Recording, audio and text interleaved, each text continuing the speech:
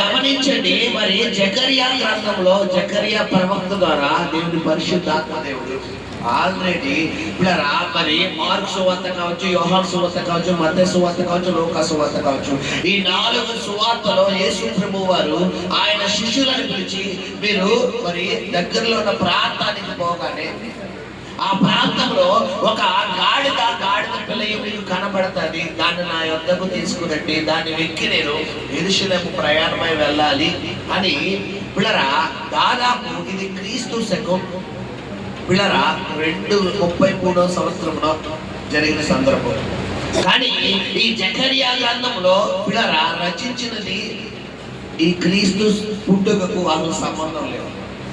కొన్ని వేల సంవత్సరాలకు ముందే పిల్లరా జకరియా ప్రవక్తను వాడుకున్న దేవుడు ప్రవచన రీతిగా మాట్లాడుతున్న మాట ఏంటంటే పిల్లరా, సియోను నివాసులారా బహుగా సంతోషించండి, యెరూషలేము నివాసులారా ఉల్లాసముగా ఉండుడి, అదిగో నీ రాజు నీతిపరుడును రక్షణ గలవాడును దేవుడు దీనుడనై అదిగో గాడిద పిల్లను ఎక్కి హల్లెలూయా. ఇది ఆల్రెడీ ఇచ్చిన ప్రవచనం. ఈ ప్రవచనమును యేసు ప్రభువు వారు నెరవేర్చే నిమిత్తం, ఎందుకంటే ఆయన పుట్టుక గురించి యోవేలు గ్రంథం కావచ్చు, యెషయా ప్రవక్త కావచ్చు, మీకా కావచ్చు పిల్లరా మరి యెషయా గ్రంథం అయితే కొంచెం ముందుకెళ్తూ కన్యక గర్భవతి కుమారుని కన్నా ఆయనకు ఇమ్మానుయేలు అని పేరు పెట్టబడను. మరి ఈ ప్రవచనం ఎక్కడ నెరవేరింది? మత్తయి సువార్త 1-2 అధ్యాయంలో నెరవేరింది.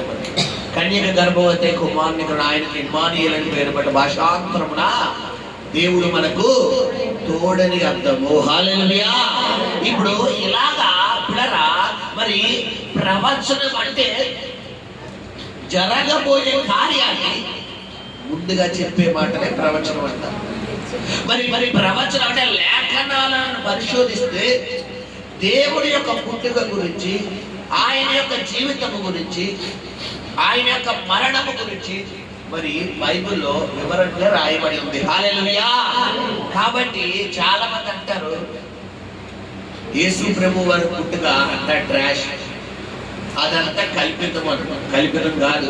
పిల్లరా ప్రపంచంలో అత్యంతంగా అమ్ముడైపోయే పుస్తకం ఏదన్నా ఉందంటే ఒక బైబిల్ మాత్రమే. హల్లెలూయా. ప్రపంచంలో అత్యంతంగా ప్రింటింగ్ అయ్యే పుస్తకం ఏదన్నా ఉందంటే ఒక బైబిల్ మాత్రమే. హల్లెలూయా.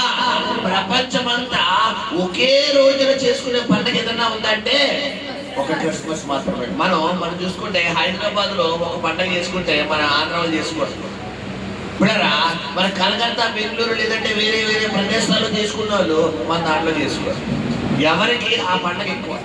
కానీ ప్రపంచమంతా టోటల్ వరల్డ్లీ ఒకే రోజు చేసుకునే పండుగ ఏదన్నా ఉందంటే ఒక క్రిస్మస్ మాత్రమే. హల్లెలూయా. ప్రపంచమంతా చేసుకునే పండుగ ఏదన్నా ఉందంటే ఈస్టర్ పండుగ, ఈ గుడ్ ఫ్రైడే. నువ్వు కోయిట వెళ్ళు, ఎక్కడికి వెళ్ళినా కూడా ఈస్టర్ పండుగ చేసుకోలేని రోజు ఉండదు. హల్లెలూయా. ఇక్కడ గమనించారా మరి యేసు ప్రభు వారి యొక్క పుట్టుకలో ఒక పరమార్థం ఉంది. ఆయన జీవించిన విధానంలో ఒక పరమార్థం ఉంది. ఆయన శిలువ మరణంలో ఒక పరమార్థం ఉంది. ఆయన మరణించి తిరిగి లేచిన దానిలో కూడా ఒక పరమార్థాన్ని దేవుడు ఏర్పాటు చేశాడు. హల్లెలూయా. మనం ఒకసారి లేఖనాల్లోకి వెళ్తే మార్కు సువార్త 11వ అధ్యాయంలో అక్కడ కొద్దిగా యేసు ప్రభు వారు చెప్తున్నారు, శిష్యుల గురించి ఏం చెప్తున్నారు చదువురా. మార్కు సువార్త 11వ అధ్యాయము చదువు. వారు యెరూషలేమునకు సమీపించి ఒలీవల కొండ దగ్గరున్న బేతానియా అనే గ్రామంలోకి వచ్చినప్పుడు ఆయన తన శిష్యులలో ఇద్దరిని పిలిచి నీ ఎదుటనున్న గ్రామమునకు వెళ్ళుడి, అందులో మీరు ప్రవేశింపగానే కట్టబడి ఉన్న గాడిద పిల్లయు ఒక కనబడెను దాని మీద ఏ మనుషుడును ఎప్పుడును కూర్చుండలేదు దాన్ని విప్పి తోలుకుని రండి. ఎవడైనా మీరు ఎందుకు ఇలా చేయించున్నారని అడిగిన ఎడలా అది ప్రభువునకు కావలసినదని చెప్పుడి. తక్షణమే అతడు దానిని ఇక్కడికి తోలి పంపిందని చెప్పి వారిని పంపాను. హల్లెలూయా. ఇక్కడ ఒకానొక సమయంలో యేసు ప్రభు వారు బిడరా ఆయన శిష్యులలో ఉన్న 12 మందిలో ఇద్దరు పిలుస్తున్నాడంట. అందరిని పిలుస్తున్నాడా? ఇద్దరిని. ఎందుకంటే ఒక్కొక్కరికి ఒక్కొక్క స్టోరీ ఉంది. ఇస్రాయేలు యోధా చూస్తే దొంగతనం కలిగినవాడు, పేతురు గారిని చూస్తే దుడుకుతనం కలిగినవాడు, తోమా గారిని చూస్తే అనుమానం కలిగినవాడు, బిడరా మత్తయ్య గారిని చూస్తే టికెట్ కలెక్టర్, వడ్డీ వ్యాపారి. ఇలాగా ఒక్కొక్కరు ఒక్కొక్క ఫీడ్బ్యాక్ ఉంది. ఇప్పుడు దేవుడు పిల్లరా మరి ఆ 12 మందిలో ఇద్దరు శిష్యులు ఎవరిని పంపారో బైబిల్లో రాయలేదు, కానీ పిల్లరా ఎవరైతే దేవుడు చెప్పిన ఆ కార్యాన్ని ముగించుకుని వస్తారో వారిని మాత్రమే ఆయన అక్కడికి పంపడం జరిగింది. హల్లెలూయా, హల్లెలూయా. సరే, ఈ యొక్క ఇద్దరిని కూడా ఆయన పంపినటువంటి సమయంలో ఆయన ముందుగా చెప్తున్నారు, మీరు ఈ యొక్క ఈ ప్రాంతం అంటమా చదువుతున్నారా? గ్రామంలోకి వచ్చినప్పుడు అదిగో మీరు ఇక్కడ నుండి సమీపంలో యెరూషలేము గ్రామానికి వెళ్ళండి. ఆ ప్రాంతానికి వెళ్ళగానే అక్కడ ఒక గాడిదయు, కట్టబడిన గాడిదయు దాని పిల్లయు మీకు కనబడతాది. ఇక్కడ గమనించండి పిల్లరా, విడవబడిన గాడిద, స్వేచ్ఛగా తిరుగుతున్న గాడిద, కట్టబడిన గాడిద.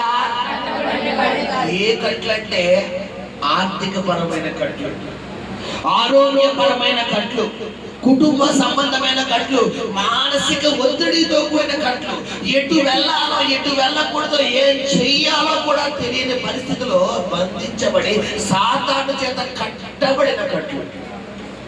ఇక్కడ యేసు ప్రభు వారు ఈ లోకానికి ఎంత నిమిత్తం వచ్చిన లేకపోతే నశించుచున్న దాన్ని వెదకి రక్షించడానికి మనిషి కుమారుడు లోకానికి వచ్చి ఉన్నాడు. హల్లెలూయా.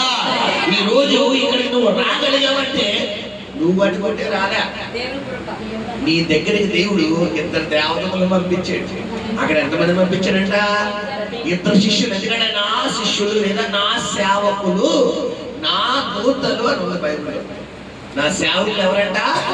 నా దూతలు అని ఉంది. ఇప్పుడు నీ దగ్గరికి దేవుడి దూతలు ఇద్దరు రావడం వల్ల ఒక జంపకులో ఇద్దరు పట్టుకొని నువ్వు గుడికి వెళ్ళిపోకుండా, ఎడమకి వెళ్ళిపోకుండా, పిల్లల మధ్యలో ఆగిపోకుండా నడు ఆరాధన నడు, ఈరోజు ప్రార్థన నడు. పొద్దున్న లెగిసింది మొదలు తొందర పెట్టి లేకు ప్రార్థనకి వెళ్ళి, అమ్మ బాబా టైం అయిపోతుంది, ఆరాధన టైం అయిపోతుంది. ఇక నువ్వు ఏ పని చేసి షాపింగ్కి వెళ్దాం, లేదా ఫంక్షన్కి వెళ్దాం, లేదా పడుకుందాం, లేదా ఇంట్లో ఉందాం, లేదా టీవీ చూద్దాం, లేదా అది చేద్దాం అంటే నీ మనసుని ఏం చేయలేదు. ఆయన నిలకడగా ఉండకుండా అర్జెంటుగా ఆరాధన్నాడు, టైం అయిపోతున్నాడు, నడు వెనకానికి ఏం చేయడానికి అవుతుందా? విడరా తీసుకొచ్చాడు కట్టబడిన గాడి. గమనించండి, నీ దేవుడు బంధకాలలో ఉన్నటువంటి పిల్లరా నిన్ను ఈ స్థలానికి తీసుకురావడంలో ఒక ప్రత్యేకమైన అర్థం ఉంది. హల్లెలూయా. నువ్వు అనుకుంటే ఇక్కడ రాలేదు. ఇక్కడ ఆ యొక్క యెరూషలేము ప్రాంతంలో చాలా గాడిదలు ఉంటాయి. ఏమండి, మన ఊర్లో ఈ గేదెలు ఆవులు దూడలు ఉంటాయి. ఒక గేదె ఉంటుందమ్మా, చెప్పండి, ఒక ఆవు ఉంటుందా? చాలా ఆవులు, చాలా గేదెలు. మన ఊర్లో గాడిదలు ఉంటావు, చాలా ఆవులు, చాలా గేదెలు ఉంటాయి. మరి ఆ యెరూషలేము ప్రాంతంలో చాలా గాడిదలు ఉంటాయి కదా. మరి ఎందుకు దేవుడు ఆ 2 గాడిద పిల్లలు ఎందుకు తీసుకున్నాడు తెలుసా? పిల్లరా మిగతా గాడిదలు అన్నిటి మీద అందరూ ఎక్కేది, కానీ ఈ 2 గాడిద మీద ఎవరు ఎక్కలేదంట? అక్కడ మనం లేఖనం చూస్తాం కదా, ఏ మనుషుడు ఎన్నడూ కూర్చుండలేదు. ఎన్నడూ కూర్చుండలేదు. కూర్చుండడం అంటే హృదయంలోకి వచ్చి ఆశీర్వాదం అవ్వడం. ఈ రోజు ఒకవేళ నీ హృదయం ఎంటీగా ఉందేమో, ఏం చెయ్యాలో కూడా తెలియడం లేదు. యేసయ్యా నువ్వే ఏదన్నా చెయ్యాలి, ఏం చెయ్యాలన్నా నువ్వే చెయ్యాలని ఒకవేళ ఈ స్థలానికి వచ్చి నీ హృదయమును తెరిచి గనక ఆయన కూర్చోడానికి రెడీగా ఉంటే గనక నా యేసయ్య నీ హృదయంలో ఆశీర్వాదం అవ్వబోతున్నాడు. హల్లెలూయా, హల్లెలూయా. అది లేకుండా భారము మోయించిన సమస్త చెందారా ఆ యొక్క నేను మీకు ఏమిస్తానంటాడు, విశ్రాంతిని ఇస్తాడమ్మా. ఈ లోకంలో మనుషుల దగ్గరికి వెళ్ళామనుకుంటున్నారా, విశ్రాంతి కాదు, ఉన్న విశ్రాంతి లేచిపోతారు. వాళ్ళు ఇచ్చే విశ్రాంతి సంగతి దేవుడు కానీ ఉన్న విశ్రాంతి లేచిపోతారు. ఇది ఎవరి స్వభావం? మనుషుల స్వభావం. కానీ దేవుడి స్వభావం అలాంటిది కాదమ్మా. భారం మోయించు, బ్రతుకు భారం బిళ్ళరా, బ్రతుకు భారం, చావా బ్రతుక ఏం చెయ్యాలో కూడా తెలియని పరిస్థితిలో ఉన్నటువంటి పిల్లరా, నీ జీవితంలో నా దేవుడు విశ్రాంతిని చేయాలని ఆశపడుతున్నాడు. హల్లెలూయా.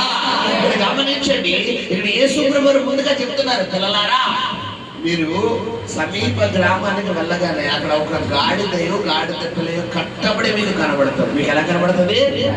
కట్టబడి కనబడతారు. మీరు ఆ కట్టబడి బంధించబడిన ఆ యొక్క అప్పులనే కట్లు, అనారోగ్యం అనే కట్లు, కుటుంబ సమస్యలనే కట్లు, మారని భర్త, మారని భార్య, మారని బిడ్డలు, మారని జీవితం, ఉద్యోగం లేక, వ్యాపారం లేక, జీవనోపాధి లేక, వివాహం కాక, గర్భఫలం లేక, ఏం చెయ్యాలో కూడా తెలియని పరిస్థితిలో ఉన్న ఆ కట్టబడిన కట్లతో ఒక గాడిద పిల్ల నీకు కనబడతారు.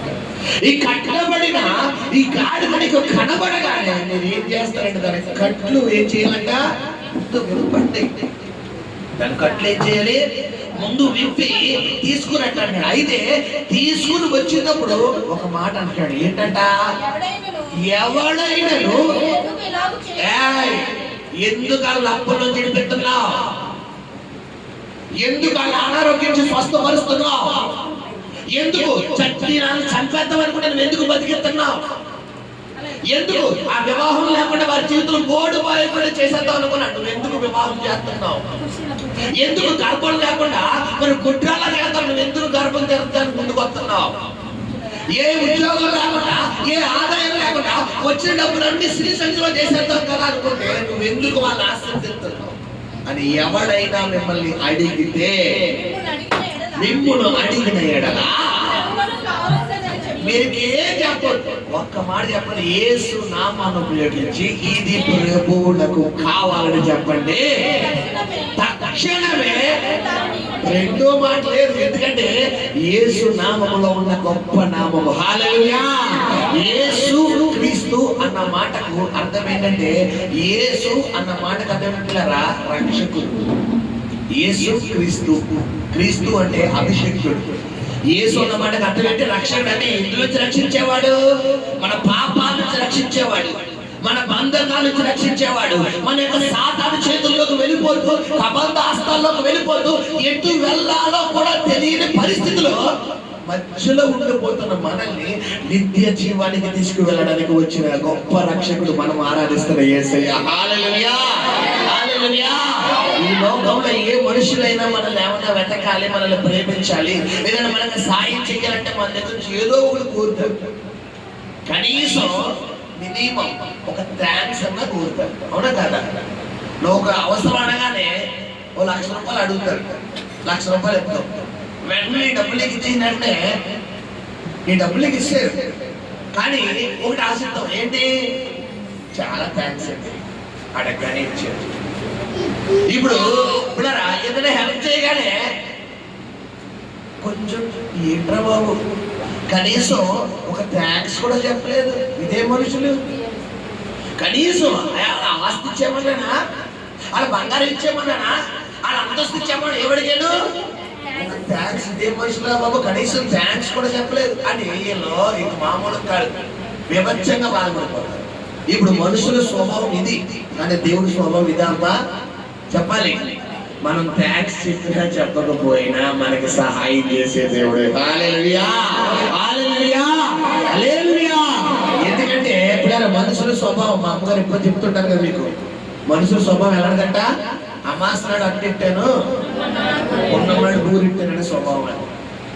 అమాసనాడు అంటే పిల్లల వారి స్వభావం ఏంటంటే ఇచ్చి ఏం చేస్తారు, అంటే పలానా రోజు నేను నీకు సాయం చేశాను, పలానా రోజు నేను నేను అలా చూసుకున్నాను, పలానా రోజు నేను నీకు అలా తోడైనా, అప్పుడు కనుక నేను లేకపోతే నీ పరిస్థితి ఏమోను అంటారు. ఇది ఎవరి స్వభావం?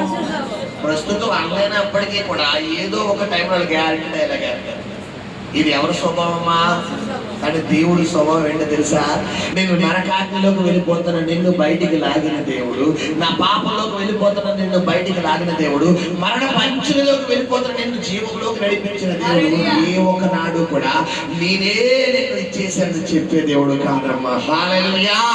ఇక్కడ చెప్తున్న మాట ఏంటంటే, మీరు ఆ కట్లు విప్పుతున్నప్పుడు మీకు ఆటంకాలు వస్తాయి, మీకు అభ్యంతరాలు వస్తాయి, మీకు వ్యతిరేకతలు వస్తాయి, మిమ్మల్ని ఆపుతారు, ఆపుతారు. ఆపినప్పుడు మీరు భయపడకూడదు, ఆపినప్పుడు మీరు ఏం చేయొద్దు, భయపడదు. అది ప్రభువునకు కావలసినని చెప్పుడి. హల్లెలూయా. ఇక్కడ మన బైబిల్లో కట్టబడిన గాడిద స్థానంలో ఒక ఇద్దరు వ్యక్తులను నేను మీకు చూపించాలని ఆశపడుతున్నాను. మొట్టమొదటిగా ఇప్పుడు మార్కు సువార్త 5వ అధ్యాయము, కట్టబడిన గాడిద 5వ అధ్యాయము 2వ వచనం చదువుకున్నాం. ఆయన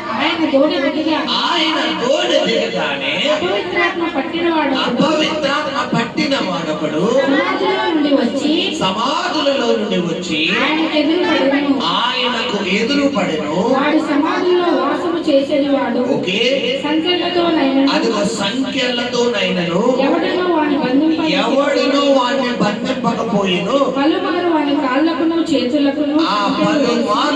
కాళ్ళకును చేతులకును సంఖ్యలు వేసి బంధించినను. వాడు ఆ చేతి సంఖ్యలను తెంపి కాలి సంఖ్యలను తుత్తినీలుగా చేసెను కనుక ఎవడును వాడిని సాధుపరచలేదు కనుక వాడు ఎల్లప్పుడూ రాత్రి పగలు సమాధులలోను కొండలలోను కేకలు వేయచ్చు తన్ను తాను రాళ్లతో గాయపరచుకొనుచు ఉండెను. వాడు దూరం నుండి యేసుని చూసి పరిగెత్తుకుని వచ్చి ఆయనకు నమస్కారం చేసి యేసు సర్వోన్నతుడైన దేవుని కుమారుడా, నాతో నీకేమి, నన్ను బాధపరచుకోమని దేవుని పేరట నీకు ఆనబెట్టుచున్నానని బిగ్గరగా కేకలు వేసెను. ఎందుకనగా ఆయన అపవిత్రాత్మ ఈ మనిషిని విడిచిపెట్టి పొమ్మని వానితో చెప్పెను. హల్లెలూయా. ఇక్కడ సేన అన్న మాటకు అర్థం ఏంటంటే హెబ్రూ భాషలో 6000. ఇది ఒక సంఖ్య పేరు. సేన అంటే ఒక సంఖ్య పేరు.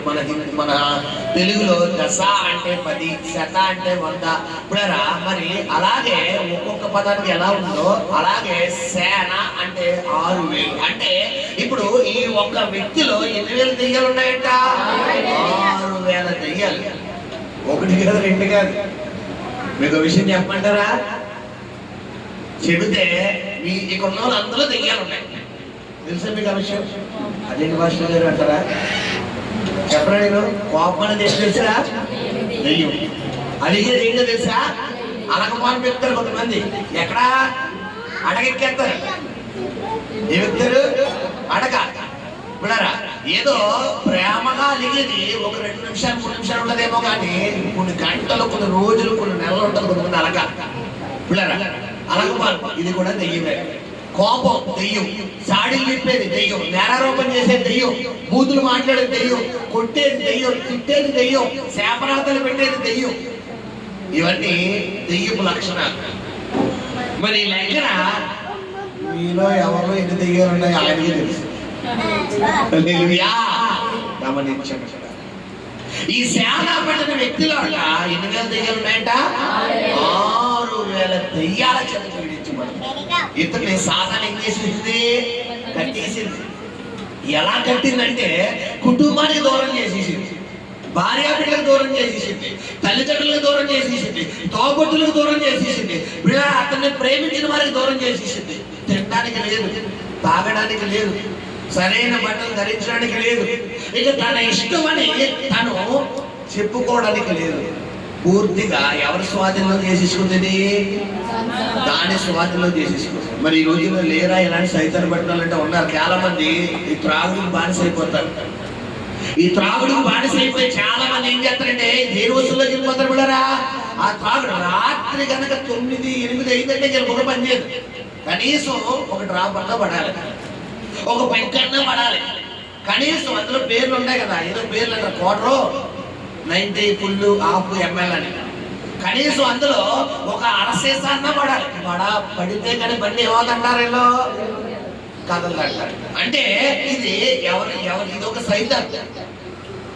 ఇలాగా ఈ యొక్క శానా పట్టిన వ్యక్తిని దురాత్మ ఏం చేసింది పిల్లరా?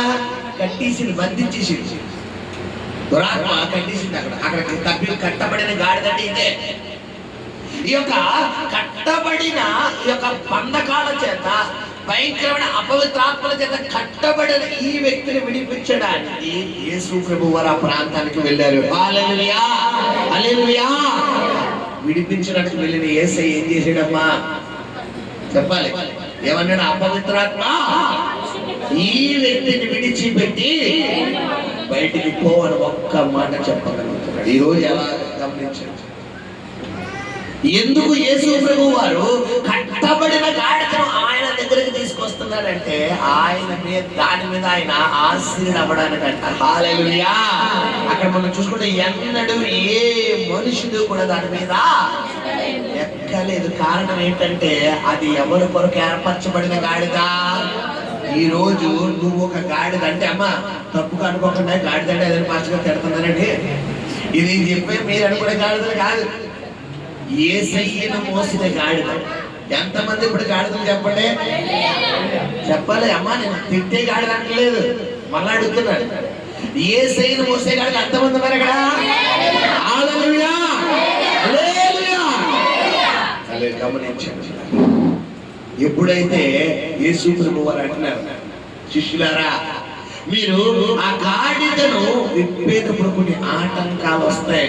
కొన్ని సందర్భంలో డెలివరీస్ పరిచయకి వెళ్తున్నప్పుడు ఈ అభిషేకించిన హస్తాన్ని ఎవరైనా చీకటి శక్తుల చేత బంధించబడుతున్న వారి నెత్తి మీద వేయగానే ఇంకో అలాగా వద్దు, ఇలా నా వంక ఇలా వస్తాయి, కళ్ళు ఇలా గుట్లు ఇలా పెట్టేసి వద్దు, అలా ఇలా అంటాయి. అవి ఏ స్వభావం, వాటి స్వభావం ఏంటంటే చీకటికి వెలుగుకి వద్దెక్కడ, దేవుడికి సైతానికి వద్దెక్కడ. ఎప్పుడైతే ఈ యొక్క అభిషేకించిన హస్తము లేదా దేశ రక్తమున తైలము వారి శిరస్సు మీద వెయ్యగానే ఆ లోపల దురాత్మ ఏం చేస్తుంది? బయటకు వచ్చేస్తుంది. గమనించండి. ఈ యొక్క కట్టబడిన గాడిదను తిప్పుతున్నప్పుడు మరి ఆ యజమానుడు ఎవరు? సైతాను. వాడు ఏం చేస్తాడు? అడుగుతాడు, తప్పకుండా మిమ్మల్ని అడుగుతాడు. అది వాడి కంట్రోల్లో ఉంది కాబట్టి, అది ఇప్పుడు దాకా వాడి బంధకాల్లో ఉంది కాబట్టి మిమ్మల్ని అడుగుతున్నప్పుడు మీరు వాడికి చెప్పకుండా తీసుకురాకూడదు.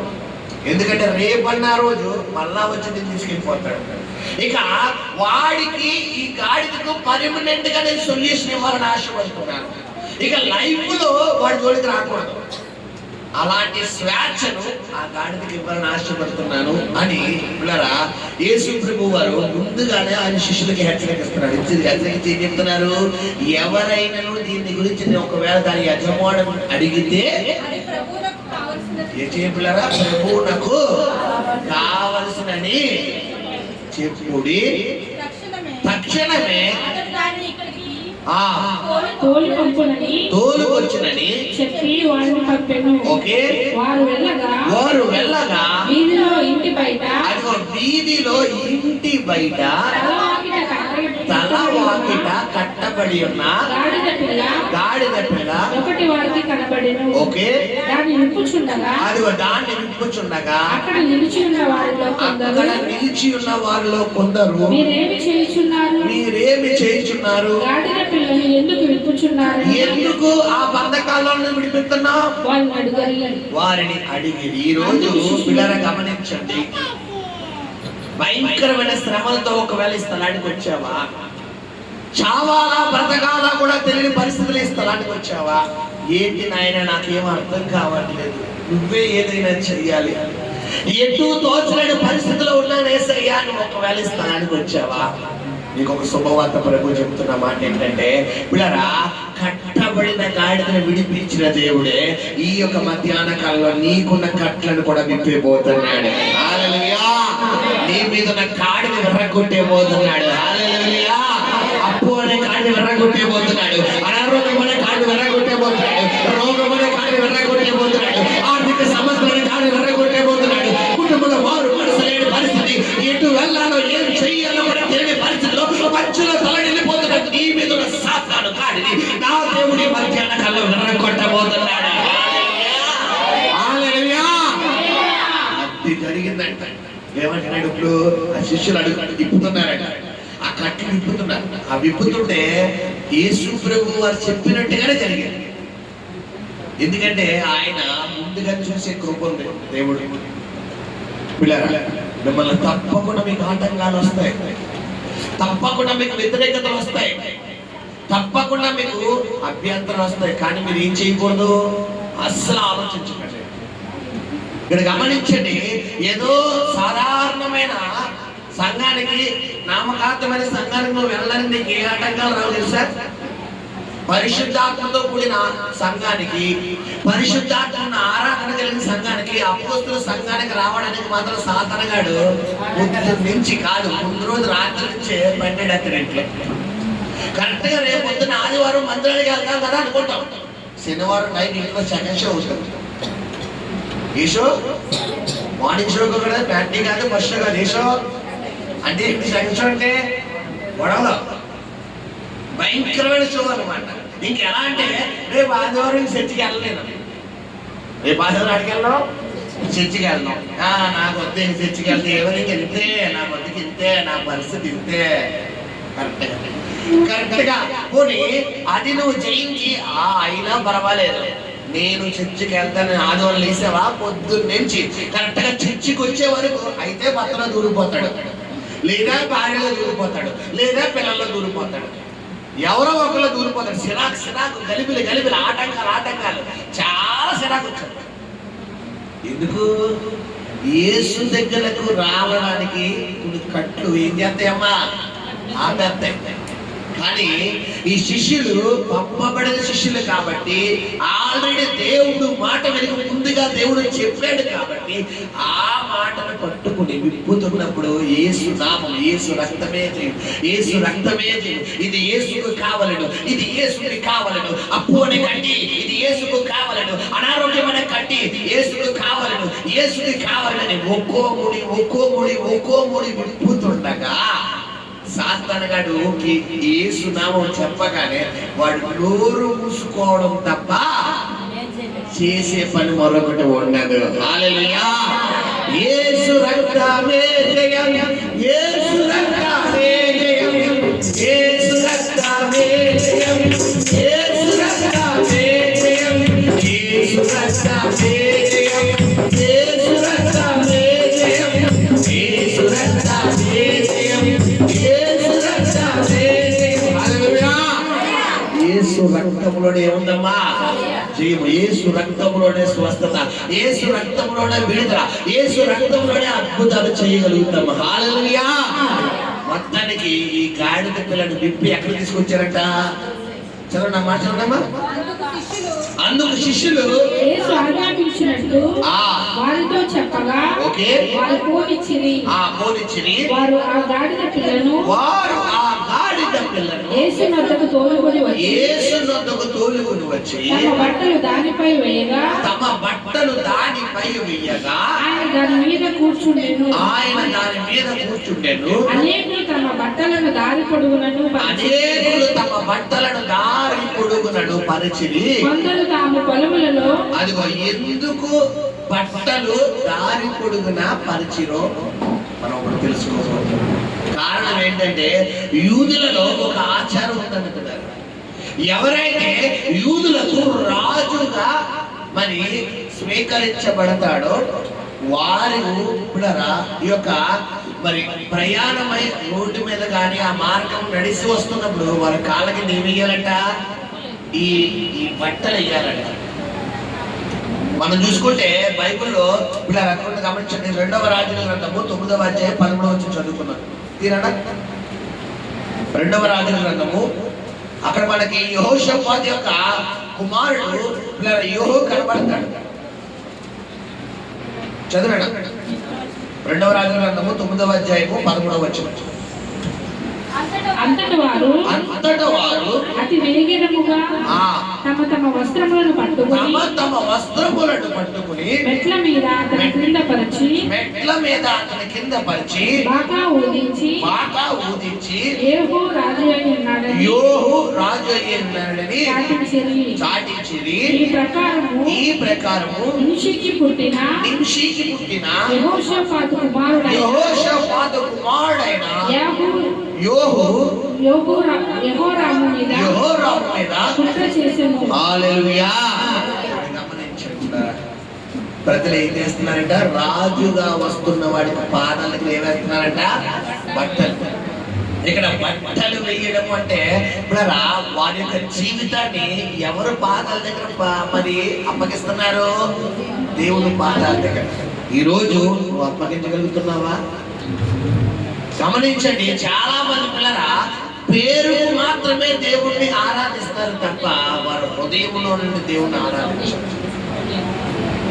ఇక్కడ కట్టబడిన ఈ యొక్క గాడిద అనేటువంటి ఈ యొక్క సేనా పట్టిన వ్యక్తి కట్లను యేసు ప్రభు వారు ఎప్పుడైతే విప్పేస్తున్నారో అపవిత్రాత్మ ఈ వ్యక్తిని విడిచిపెట్టి బయటకు పో అనగానే ఆ వ్యక్తిని విడిచిపెట్టి ఆ దురాత్మలు ఏం చేస్తున్నాయి? బయటికి పోతున్నాయి.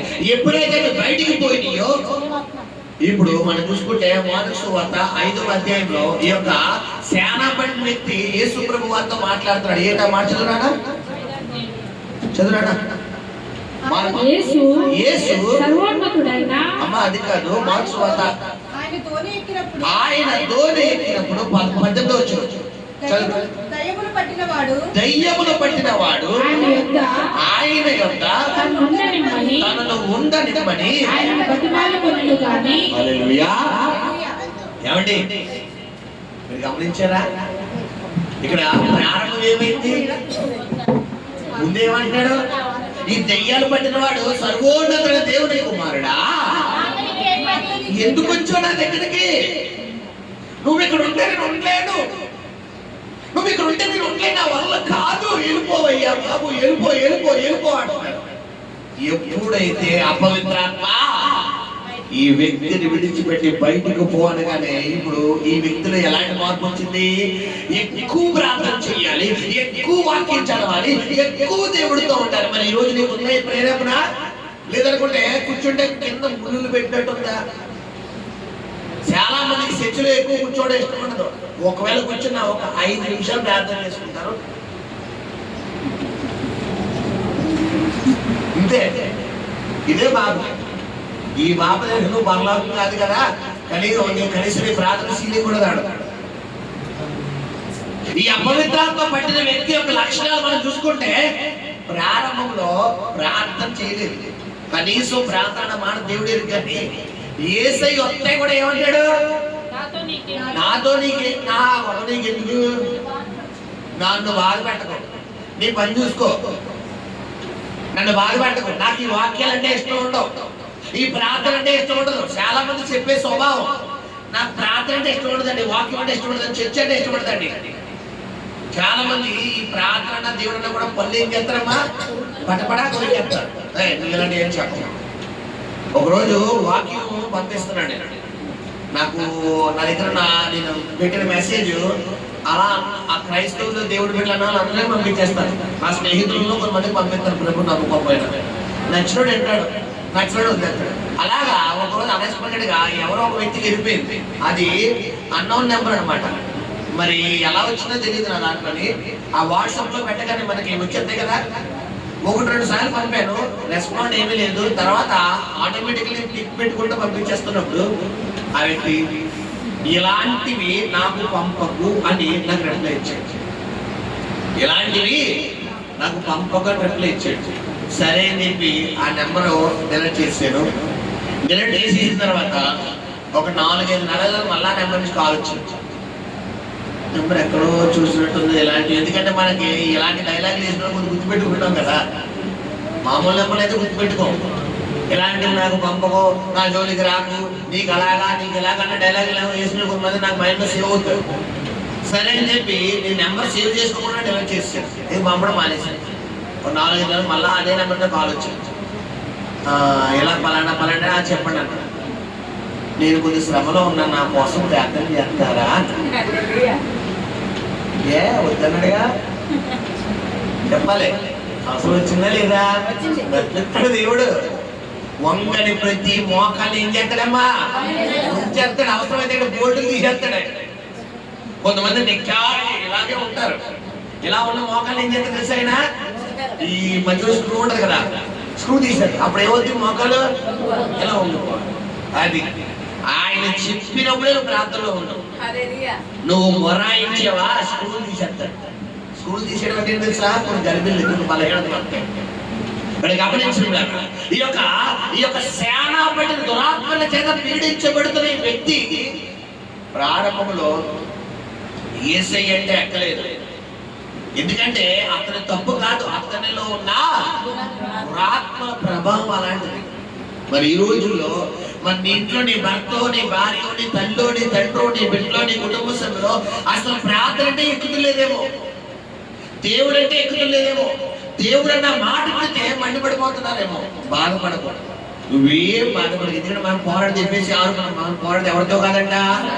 మనుషులతో కాదు, రక్త మాంసం కలిగిన వారితో కాదు. నీ భర్త నీకు కాదు శత్రువు, నీ భార్య కాదు శత్రువు, నీ తల్లిదండ్రులు కాదు శత్రువు. నువ్వు పోరాడుతున్న ఎవరితోనంట?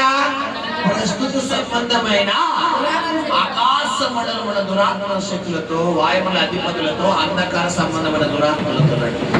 నువ్వు పోరాడుతుంది వీళ్ళతో. ఎవరితో పోరాడతలేదు నువ్వు? మనుషులతో కాదు. నీ భర్త గారు అత్తమాన నీ మీద నోరిచ్చుకు పడిపోతున్నారా? అత్తమాన నేను అలా పొయ్యో అని తిడుతున్నారా? నువ్వు ఉద్యోగం చేసే దగ్గర, నువ్వు వ్యాపారం చేసే దగ్గర, లేదనుకుంటే నువ్వు పనిలోకి వెళ్ళిన దగ్గర, లేదనుకుంటే నీ చుట్టాలో, నీ బంధువులో, నీ తల్లిదండ్రులు, నీ తోబుట్టులో, నీ స్నేహితులు, నీ అత్తింటి వారు, నీ పుట్టింటి వారు, నీ స్నేహితులు, నీ బంధువులు ఎవరైనా నీ మీద రివర్స్ అవుతున్నారా? విషయం ఏంటంటే వాళ్ళ కాదు నీ మీద కోపడుతుంది. ఎవరో వాళ్ళ లోపల దురాత్మ. ఇప్పుడు వాళ్ళు మంచోళ్ళే, వాళ్ళు చాలా మంచోళ్ళు, కానీ వాళ్ళ లోపల దురాత్మలతో నువ్వు యుద్ధం చేయాలంటే నీ దగ్గర 6 రకాల యుద్ధ ఆయుధాలు ఉండాలి. ఏంటి ఆయుధాలు? వాక్యం అనే ఖడ్గము, విశ్వాసం అనే డాలు, సంరక్షణ శిరస్త్రాణము, సమాధానం అనే చెప్పులు, సత్యం అనే దట్టి, నీతి అనే మైమరుపు. ఈ యొక్క సర్వాంగ కవచమును ధరించిన వారై మనము యుద్ధ రంగంలో అడుగు పెట్టి సైతాను శక్తులన్నింటినీ పిల్లరా మన గడగడ ఒలికించే వారిగా ఉండాలి. హల్లెలూయా. ఈ యొక్క కవచములు ధరించినటువంటి యేసు ప్రభు వారు ఆ యొక్క సమాధుల్లో అడుగుపెట్టి అపవిత్రాత్మలతో యుద్ధము చేసి, అపవిత్రాత్మలారా ఈ వ్యక్తిని విడిచిపెట్టి బయటికి పో మన ఒక్క మాట సెలవీయగానే వెంటనే ఈ దురాత్మలు ఎవరు విడిచిపెట్టిపోయి మీరు అక్కడ గమనించండి పిల్లరా. కట్టబడి ఉన్నప్పుడు ఈ గాడిద ఎవరి వశంలో ఉంది చెప్పాలి? అపవాది చేతుల్లో ఉంది, అపవాది వశంలో ఉంది. ఎప్పుడైతే కట్లు విప్పుతున్నప్పుడు అడుగుతున్నాడా లేదా? అక్కడ యేసు ప్రభువు వారు చెప్పినట్టు జరిగిందా లేదా? ఇప్పుడు కట్లు విప్పిన తర్వాత యేసు ప్రభు దగ్గరికి వచ్చిందా, విప్పక ముందు వచ్చిందా? చెప్పాలి, లాజిక్ గమనించాలి. విప్పిన తర్వాత వచ్చిందా, విప్పక ముందు వచ్చిందా? ఈ రోజు దేవుడి సన్నిధికి నువ్వు వచ్చావంటే నీ కట్లు ఆల్రెడీ విప్పేసాడని అర్థమా, ఇంకా ఉన్నాయని అర్థమా? శబ్దంగా చెప్పాలి. విప్పాడు కాబట్టి ఇక్కడ నువ్వు రాగలవు. నువ్వు విప్పకపోతే ఇక్కడ దాకా రానివ్వడం. ఎందుకంటే చాలా మంది ప్రార్థన మొత్తం అనుకుంటారు.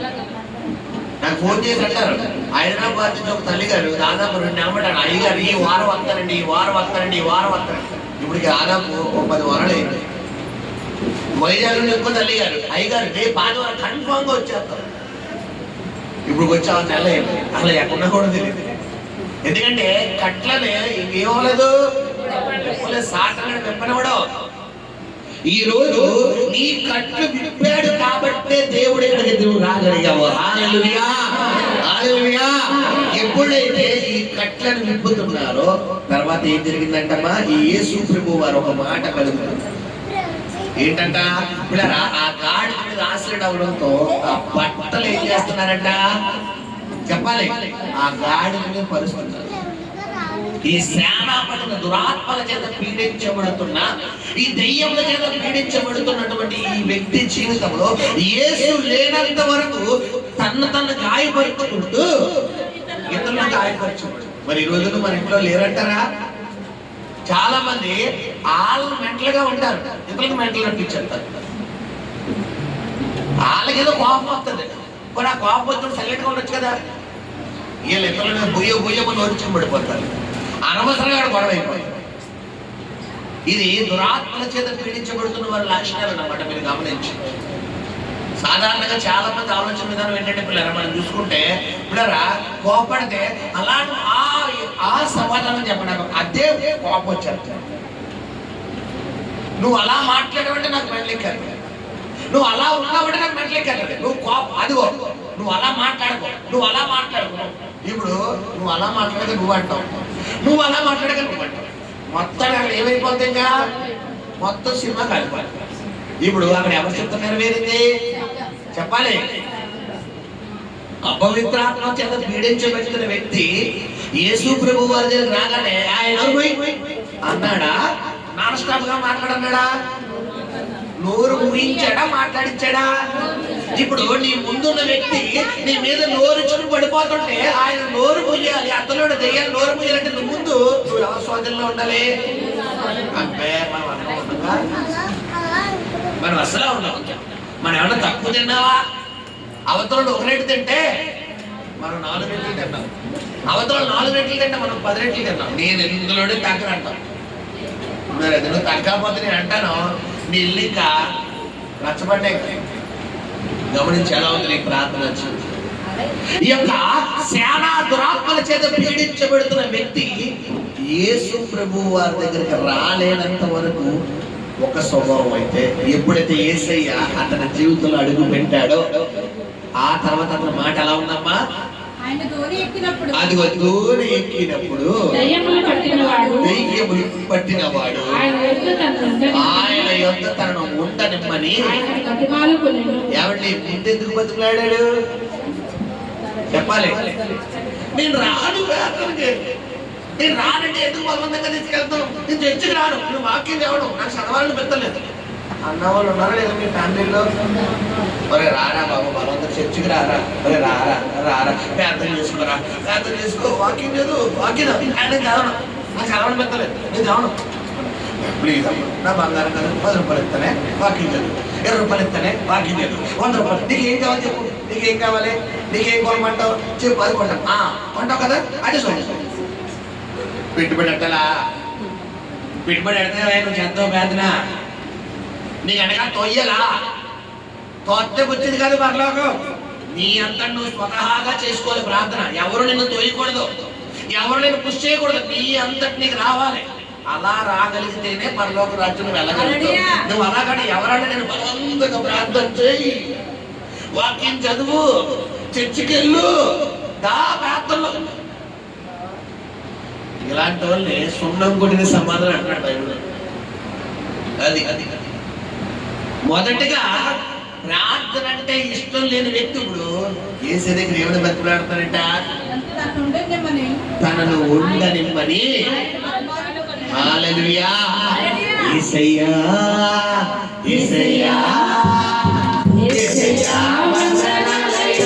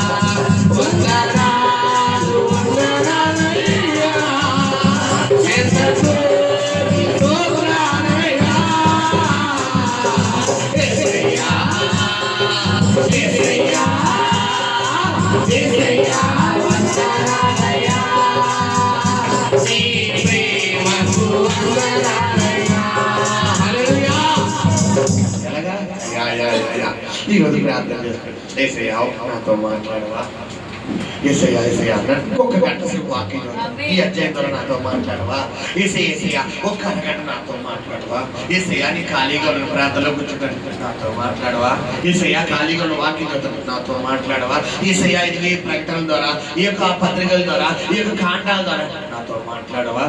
ఇలా ఎవరిని అడగాలంట? ముందెలా అంటున్నాడో ఏమంటున్నాడు? నాతో నీకేం పని? నాకు ప్రార్థన అంటే ఇష్టం లేదు, వాక్యం అంటే ఇష్టం లేదు, దెయ్యాలు ఉన్నావు. ఇప్పుడు నాకు లోకం వద్దు, నాకు స్నేహాలు వద్దు, నాకు సినిమాలు వద్దు, షికార్లు వద్దు, ఫ్రెండ్స్ వద్దు, ఎంజాయ్మెంట్ వద్దు, నాకు కబుర్లు వద్దు, నాకు ఏ వద్దు. ఏసయ్యా నీ పాటలు వెళ్ళిపోతాను, నాకు అది చాలు నాయన, నాకు అది ఒకటి చాలు, నాకు ఇంకే వద్దు. ఇప్పుడు మొదటిగా నీకు ఆశ్రయించమని ముందు ఏమంటున్నాడు? మొదటిగా ఆయన నీతిని మనం దేని చెప్పండి, నిజంగా చెప్పండి. మనకు ముందుగా ఆశీర్వాదం చేయాలి.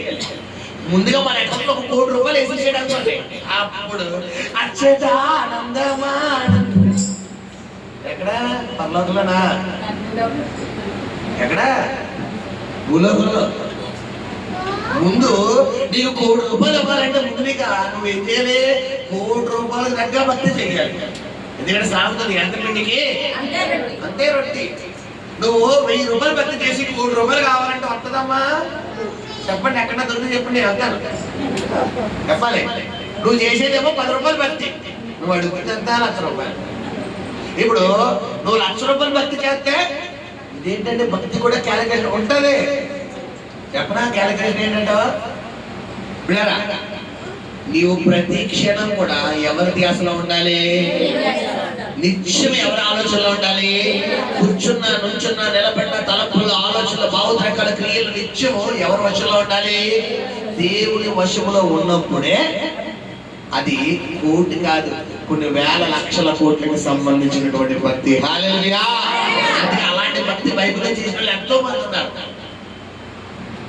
అందులో ఒక వ్యక్తి అబ్రహాం గారు.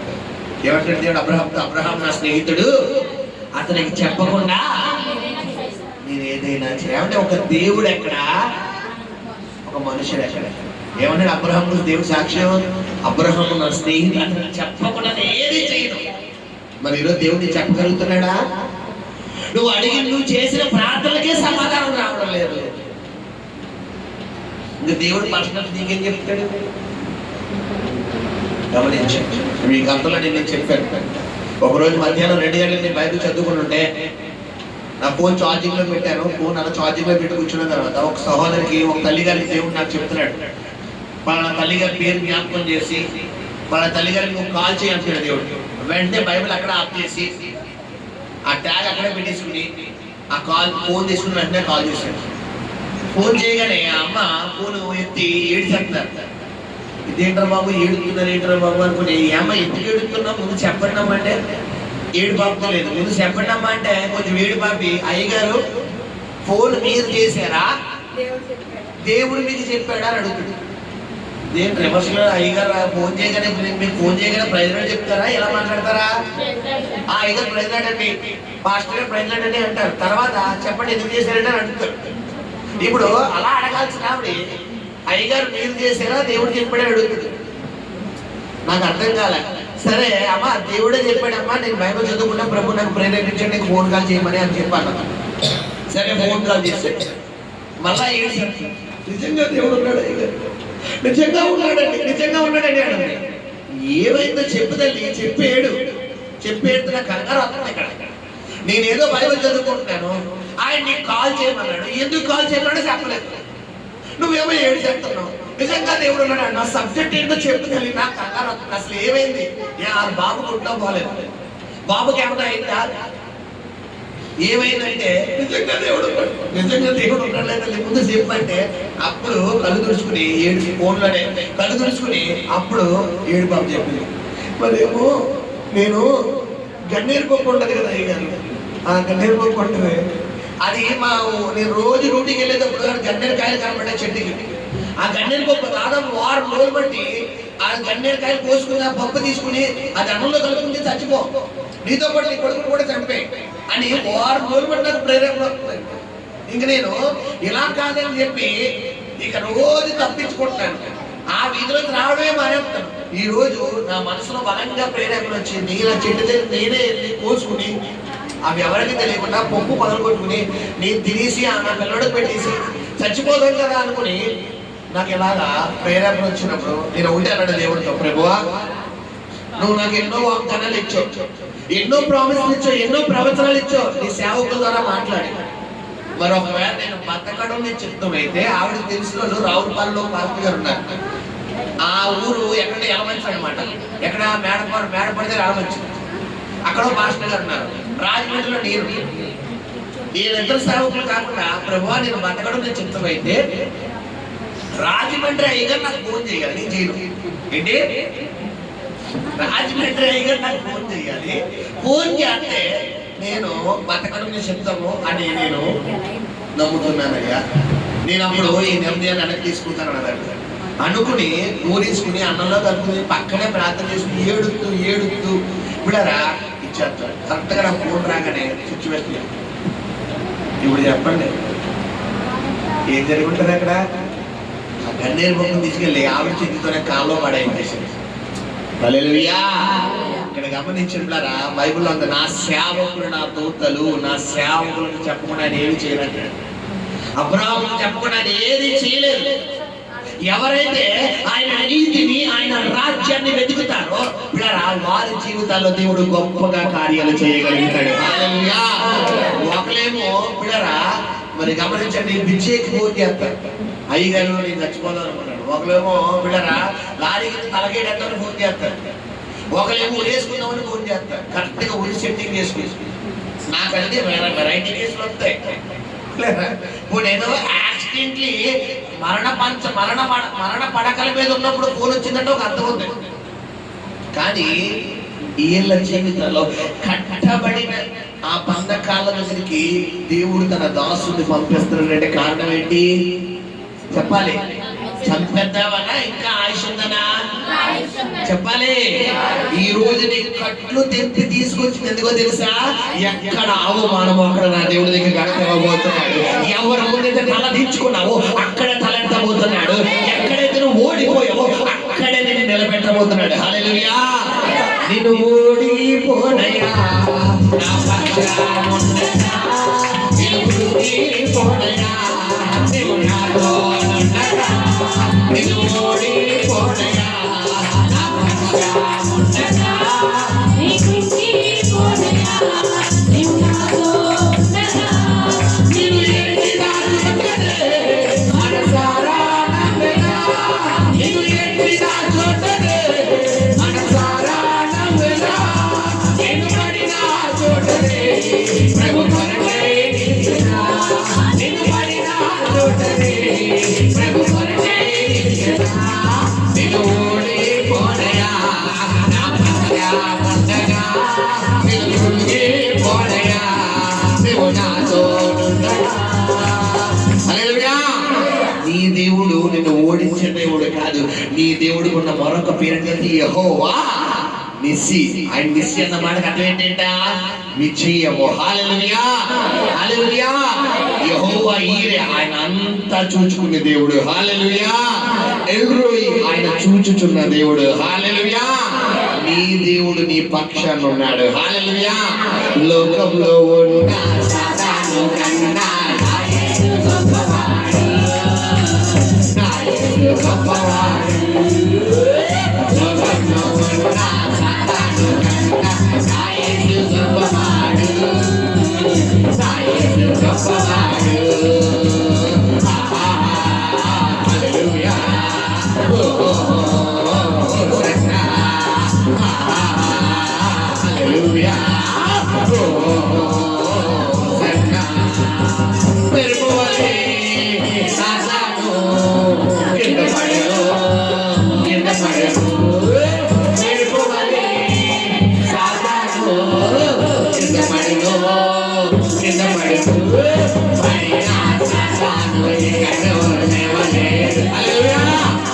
మీరు చెప్పాలి. మీరు చెబితేనే మీ ఇంట్లో దయ్యాలు బయటికి పోతాయి. మేము చెప్పం మాస్టర్ గారు అంటే ఆ అలాగే తెచ్చి వేసి కూర్చుంటాయి. కుక్క ఇంట్లోకి వచ్చిన తర్వాత ఇల్లమ్మ ఇల్లు ఇల్లు అన్నామనుకో ఎక్కడికొచ్చేస్తుంది, బెడ్రూమ్లోకి వచ్చి బెడ్ ఎక్కేస్తారు. వెళ్ళిపోమని చెప్పాను, ఇల్లు కుక్క మరొక వెళ్ళిపోమ్మ వెళ్ళిపో అన్నామనుకో బెడ్ ఎక్కేసి అక్కడే కలిపి కదా. ఇప్పుడు అది బొమ్మ ముందు గేట తీస్తున్నప్పుడే నువ్వు వంటగదిలో నువ్వు ఏం చేయాలి? ఎలా కష్టపడి సార్ కష్టమ్మా చెప్పాలి చెప్పాలి చెప్పాలి ఎలా కష్టాలి? ఇలా అనగానే అట్టించి అంటే ఇంకా ఎటు తిరుగుతారో తెలియదు. చెప్పాలి తొక్కుదావా? చెప్పాలి. లోకంలో లోకంలో లోకంలో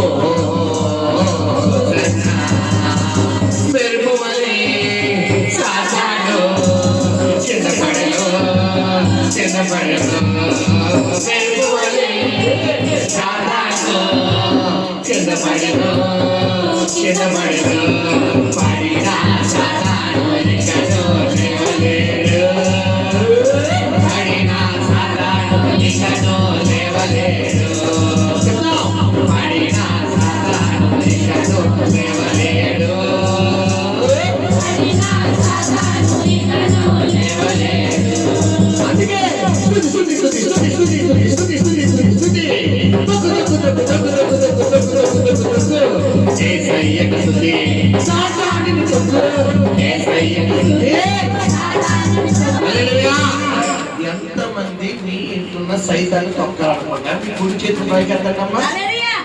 మా ఇంట్లో సైతాన్ని తొక్కుతానన్న వాళ్ళు ఇప్పుడు చేయి అంతేనా? ఇంకెవరు తొక్కరా? చెప్పాలి. ఎంతమంది తొక్కాలన్నా ఆగలేదు అమ్మా. సైతాన్ని మేము తొక్కుతాము. మా ఇంట్లో రోగం అనే సైతాను, అప్పులనే సైతాను, అనారోగ్యం అనే సైతాను, మేము ఎంత కష్టపడినా సిల్లి సంచులో వేసేటట్టు అనుభవస్తున్న సైతాను, ఒక్క రూపాయి కూడా నిలబడకుండా మొత్తం డబ్బులంతా మరి దొంగలిస్తున్న సైతాన్ని ఈ రోజు తొక్కేస్తామంటే పాఠానికి తొక్కేస్తా అన్న వాళ్ళు ధైర్యంగా చేయబోయేస్తాను. నువ్వు తొక్కపోతే నేను చెప్తున్నా కదా, ఇంట్లోనే కూర్చుండదు అది. నువ్వు తొక్కపోతే నీ ఇంట్లో, నీ ఒంట్లో, నీ హృదయంలో కూర్చుంటాడు. లేదంటే ఈ రోజు తన్ని తరిమేస్తారని అంటారా? రెడీయా?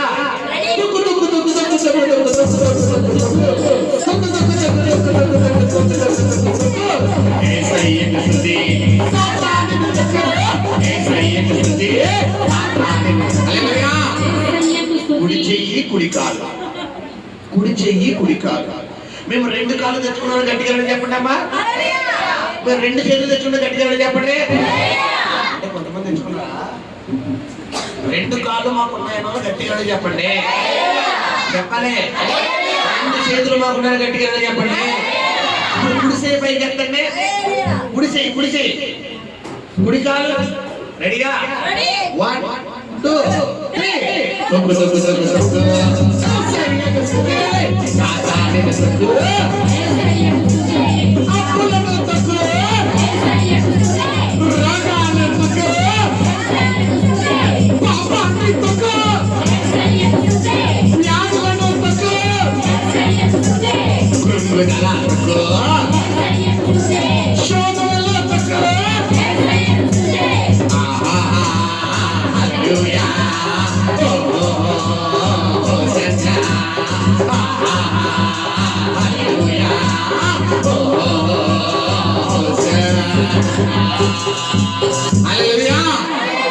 ఎప్పుడైతే ఈ వ్యక్తి బంధకాలతో బంధించబడి వాడికి ప్రార్థన చేయలేకపోయాడు, యేసయ్య అంటే మండిపడిపోతున్నాడు.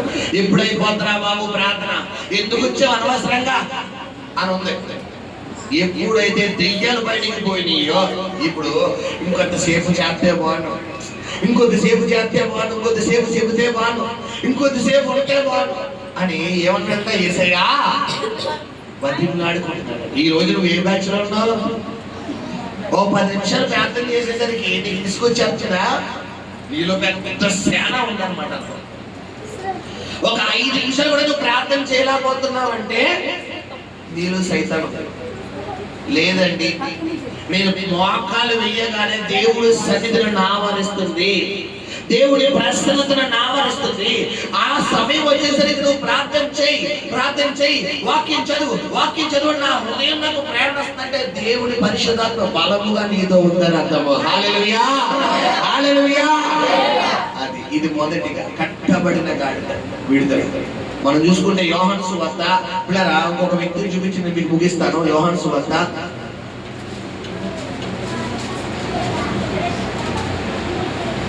4వ అధ్యాయము.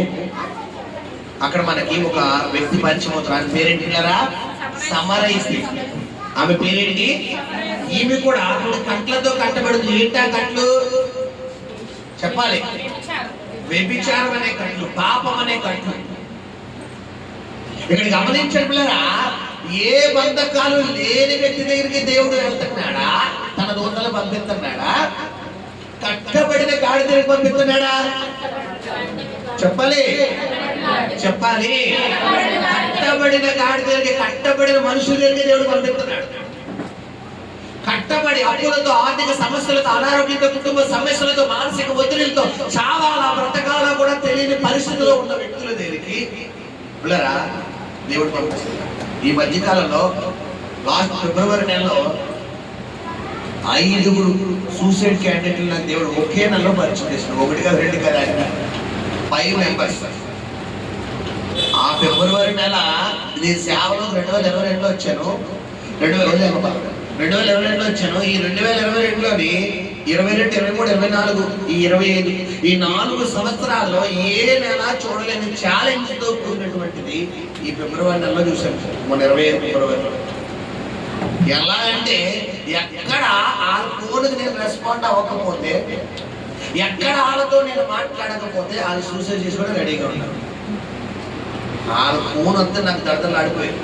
ఇక రాత్రి కాదు, అపరాత్రి కాదు, ఇంకా అంతలాగా నెల రోజులు వాళ్ళు ఇచ్చుకుంటుంటే మార్చి నెల నుంచి ఒక్కొక్కరి జీవితాల్లో దేవుడు కార్యాలు చేసుకుంటూ వచ్చాడు. గమనించండి, దేవుడు కట్టబడిన దగ్గరికే తన దాసులు ఎందుకు పంపిస్తున్నాడంటే విడిపించి వారి ద్వారా దేవుడికి మహిమ తెచ్చుకుందామని. హల్లెలూయా. ఈ రోజు ఒకవేళ నువ్వు కట్టబడి వచ్చావేమో, బంధకాంతో వచ్చావేమో, ఏంటి ప్రభు నాకు ఏం అర్థం కావట్లేదు, ఏం చెయ్యాలో కూడా తెలియని పరిస్థితుల్లో నేను ఉన్నానని ఒకవేళ ఈ స్థలానికి వస్తే ప్రభు నీతో స్పష్టంగా మాట్లాడుతున్న మాట ఏంటంటే, త్వరలో నీ బంధకాలన్నీ దేవుడు తెలిపేబోతున్నాడు, నీ కంట్లన్నీ తెలిపేబోతున్నాడు. ఎంతైతే ఏడుస్తున్నావు, ఎంతైతే రాత్రులు నిద్రపోయేటప్పుడు సైతం పడుకునేటప్పుడు ఏడుస్తూ నిద్రపోతున్నావు, ఎప్పుడు నిద్ర వస్తావు, ఎప్పుడు నిద్ర రావట్లేదు, ఎప్పుడు తింటున్నావో ఎప్పుడు తినట్లేదు, మనస్ఫూర్తిగా తిని మనస్ఫూర్తిగా పడుకుని ఎన్ని రోజులు ఎన్ని నెలలు అయిందో ప్రతి పరిస్థితిని నా దేవుడు చూసి ఉన్నాడు అని దేవుడు మాట్లాడుతున్నాడు. హల్లెలూయా. నిన్ను లేవనెత్తిన దేవుడు. హల్లెలూయా. మన దేవుడు హాగర్ని దర్శించిన దేవుడు. అమ్మ మనం చూసుకుంటే ఆదికాండంలో మనకి హాగర్ కనబడుతుంది. ఆదికాండము 21వ అధ్యాయంలో హాగర్ స్టోరీయే మనకు ఒక నిదర్శనం. అందరి చేత వెడవబడిపోయింది. ఒక పక్కన భర్త వదిలేసాడు, ఒక పక్కన పుట్టింటోళ్ళు వదిలేసారు, అందరూ వదిలేసారు. బెయేర్షెబా అరణ్యంలో ఒంటరిగా నిలబడిపోయింది.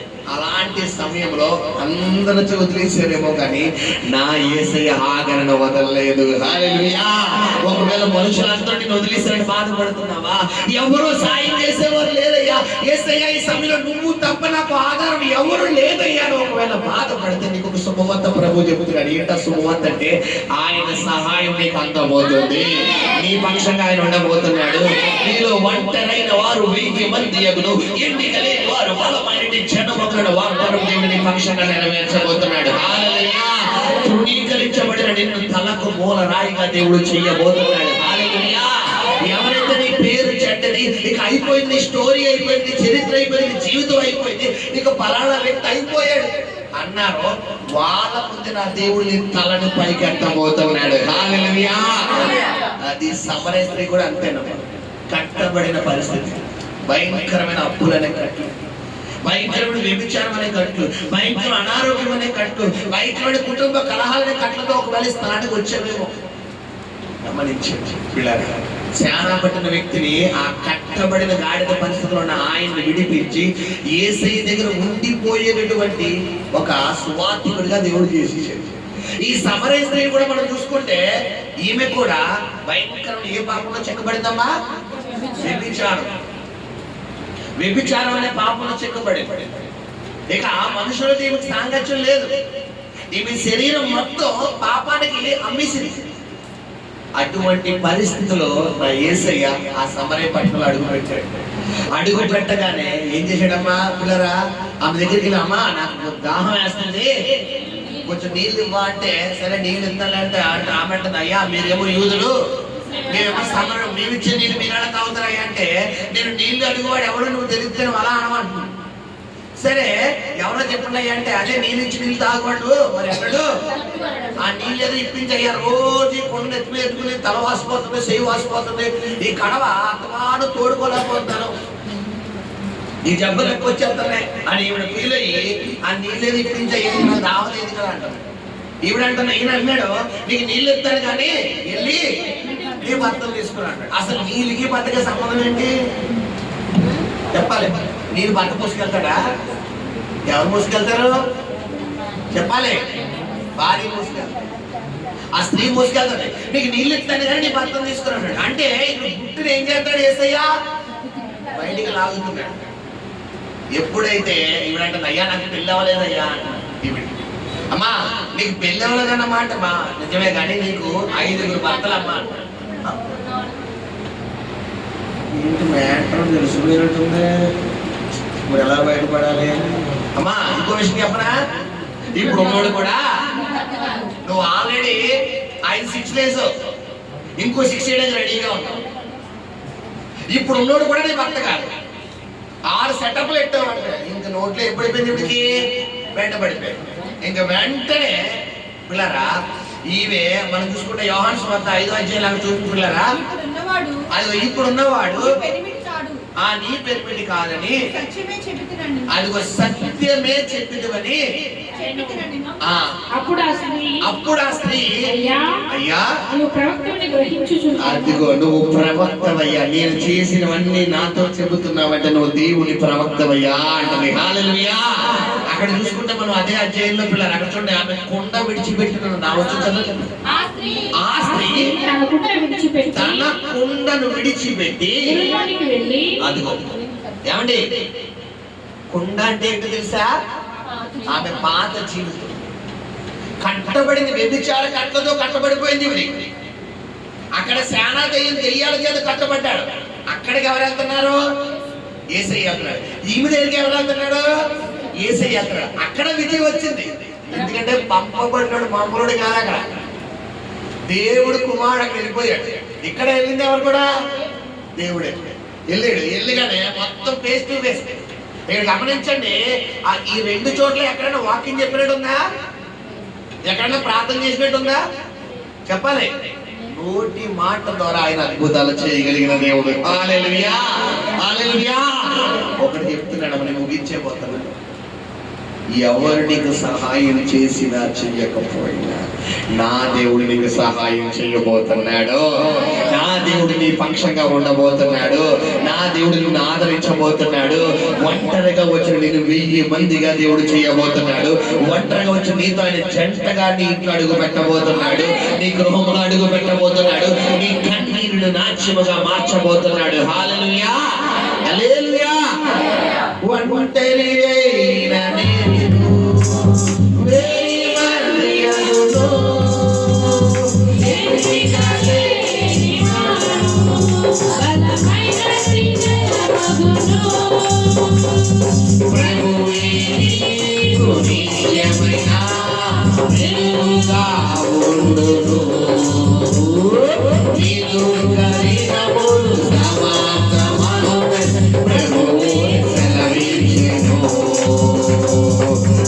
Oh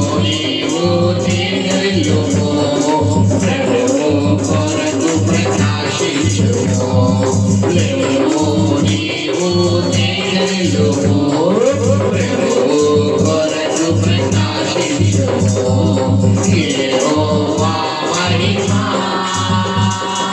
నీ మీద తేజరిల్లుము నీకు వెలుగు వచ్చెను ఆయన మహిమా నీ మీద కనబడుచున్నది అది నీ తలకు పైన ప్రకాశించుచున్నది. హల్లెలూయా. ముగిస్తున్నాను. ఒంటరిగా ఉన్న నిన్ను ఏ సహాయం కూడా అందడం లేదన్న నీకు దేవుడు సహాయం చేయబోతున్నాడు. హల్లెలూయా. ఆయన నీతో పాటు రాబోతున్నాడు. హల్లెలూయా. సమరయ స్త్రీ జీవితంలో అద్భుతం చేసిన దేవుడు, సేనాపడిన వ్యక్తి జీవితంలో అద్భుతం చేసిన దేవుడు ఈ రోజు నీ జీవితంలో కూడా అద్భుతం చేయబోతున్నాడు. హల్లెలూయా. ఒకటే నిరీక్షణ కలిగి వెళ్ళండి. ఇక్కడి నుంచి ఏంటంటే కట్టబడిన గాడిద కట్లు విప్పబడిన తర్వాత యేసు దగ్గరికి వచ్చిందా, అలా కట్లతోనే వచ్చిందా చెప్పాలి. ఈ రోజు దేవుడు మందిరానికి నువ్వు వచ్చావంటే ఆల్రెడీ కట్లు ఏమైపోయినట్టు తెంపేసాడు. మరి ఇంకా ఎందుకు ఆలోచనలో ఉన్నావు చెప్పాలి. మన హ్యూమన్ సైకాలజీ చూడాలి. కళ్ళకి ఏం చేయాలి? ప్రతిదీ కనబడితేనే నమ్ముతాం. ఆత్మీయ స్థితిలో పిల్లరా కొన్ని కనబడవు, స్పిరిచువల్ గా కొన్ని కనబడవు. మరి సపోజ్ మీకు అర్థమే వాళ్ళు ఇక్కడ చీకటి పిల్లరా కనబడదు, వెలుతురు కనబడుతుందా? చీకటి పోవాలంటే లైట్ వేయగానే ఏమవుతుంది? వెలుతురు రాగానే చీకటి ఏమవుతుంది? ఇంకా ఇప్పుడు చెప్పి వెళ్తుందా? చెప్పాలి, చెప్పాలమ్మా. నవ్వని చెప్పొస్తుందా? ఏడుపని చెప్పొస్తుందా? కదా. ఇప్పుడు కొన్ని కనబడవు. అలాగే నీ మీద ఉన్న సాతాను కాడిని ఆల్రెడీ దేవుడు విర్రగొట్టేశాడు, కట్లు తెప్పేశాడు. నువ్వు ఇంటి దగ్గర బయలుదేరి ఆ కట్లు దేవుడు తెప్పేసాడు, తీసుకొచ్చాడు. హల్లెలూయా. కట్టబడిన గాడిద కట్లు ఎప్పుడైతే యేసు దగ్గరికి తీసుకురాగలిగిందో వెంటనే ఏం జరిగిపోయిందమ్మా? యేసయ్య ఆ గాడిద మీద ఎక్కడం, వెంటనే పిల్లరా ఆయన ఆశీర్వడం, ఆ గాడిదకు ఘనత రావడం జరిగింది. హల్లెలూయా. నీవు హృదయంలో యేసయ్యని ఈ రోజు ఎక్కించుకోగలిగితేనే నీ ఘనత. నువ్వు యేసయ్యని కూడా తీసుకెళ్తేనే నీ ఘనత. యేసయ్యతో కూడా ఉంటేనే నీ ఘనత. నీ పక్కనే యేసయ్య ఉండాలి. నువ్వు ఎక్కడికి వెళ్ళి యేసయ్యతో ఉండాలి. అలా అయితే నేను ఏం చేస్తారో ఘనపరుస్తారు. ఫర్ ఎగ్జాంపుల్ నేనే, మా స్నేహితులు చిన్ననాటి మా స్నేహితులు ఇది అన్నపూర్ణపేటలో కొత్తపేట ఉండేవారు. మా స్నేహితులు అందరూ తెలివైన వాళ్ళే. మనకి ఏమేంట రాదు, సరిగ్గా నిలబడటం రాదు. పరిగెట్టేటప్పుడు కూడా కాలు ఎలా ఎక్కువ ఉండేది తెలుసా పిల్లరా? మా అక్కల చెల్లి ఎక్కడ ఉందని అడగండి. పరిగెట్టేటప్పుడు నాకు పరిగెట్ట కూడా రాదు. కాలు ఎలా పరిగెడతాను, లేదంటే ఎలా నిలబడతాను. డ్రెస్సింగ్ స్టైల్ రాదు, ఒక మాట్లాడే విధానం రాదు పిల్లరా. ఏమంటారు? భయంకరమైన బూతులు, బీభత్సమైన బూతులు అనమాట. ఇంకా బూత్ స్టార్ట్ చేయాలంటే ఎండింగ్ ఉండదు అనమాట. అక్కడ దాకా వెళ్ళిపోయింది. అంత భయంకరంగా జీవించిన వ్యక్తి నేను. అలాంటి నా జీవితాల్లో ఈరోజు దేవుడు